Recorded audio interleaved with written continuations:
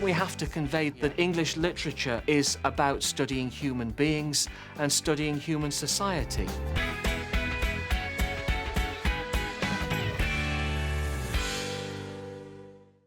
Right, so if we can remember, in this question we're having a look at how Macbeth is presented as a hero in the play, and we're starting with this scene which we are given, and then we're branching out to think about the text as a whole.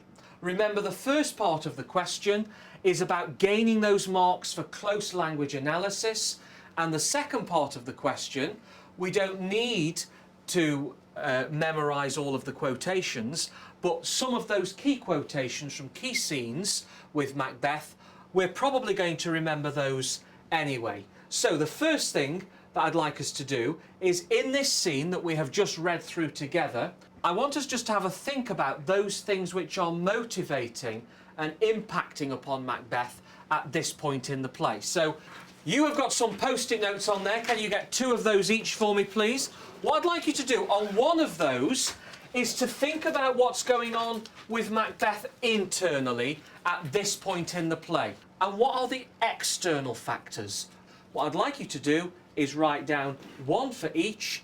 I want you to stick the external points on the outside of his body here and the internal points on the inside. Can you write those now? And as soon as you've done them, go and stick them on there.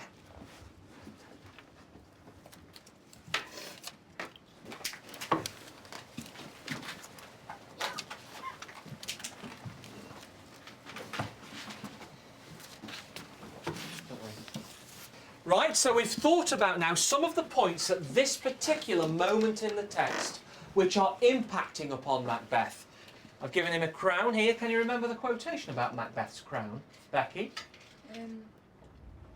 Is it fruitless crown and barren sceptre in my grasp? Yes, a fruitless crown and a barren sceptre in my grasp. Why is Macbeth's crown fruitless? Because his reign will not be long-lived. He's going to be usurped quite quickly. Yeah, because he actually was a... Yeah, he was a usurper. He was a usurper, well done, yeah. So internally, we've got there the fear that he might be replaced. We've got his growing hubris. Somebody wrote down that word hubris. What does that mean? Who can tell me what that means? Millie? Does it mean, like, thinking he's invincible? That, yes. Nothing can hurt him? Well done, yeah, that growing sense that he is invincible. And then we've also got some external factors as well. So Malcolm is approaching. He knows that he is going to face battle very soon. We've also got there a knowledge of danger coming from someone born of woman, which is obviously the encounter with Macduff at the end of the play. We've also got the idea of the witch's words which are influencing him. Can you, in your pairs now, focus for me on some of the uses of language in that scene which either confirm Macbeth as a hero or challenge that point of view? And I'd also like you to jot down in the margin on your paper some of the effects of those techniques which Shakespeare has included there. Can you do that now for me? Which is ironic.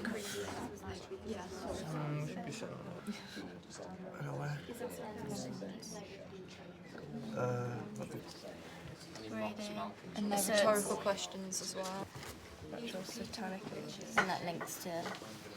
So, having had a look closely at the language in that scene then, which are the key quotations which we could analyse there to link us into that question about Macbeth being a hero? Elliot? I talk about how he says, "The mind I sway by and the heart I bear shall never sag with doubt nor shake with fear," shows his courage and bravery in the face of potential loss. And which words could you isolate there which almost become images, symbols of that bravery? It's the heart I bear. The heart I bear, absolutely. Good. Anything else that we could include there? Simon? Fear not, Macbeth, no man that's born of woman shall e'er have power over thee. Good. That shows how he's just completely kind of enthralled by the witches, and he has faith in the occult, straying from God, even though the king was supposed to be seen as God's representative on earth at the time. Excellent, and I like the way you've brought some context in there as well. We also get some examples of Macbeth insulting other characters. Can we have an example of that, Becky? He insults the servant by calling him a cream-faced loon, Yeah. and telling him he has a goose look. Okay. Why do you think in this scene Macbeth is insulting the servant? I think he's trying to assert his superiority over the servant and a sense of masculinity. Yes. preserving it. Excellent. Thank you very much.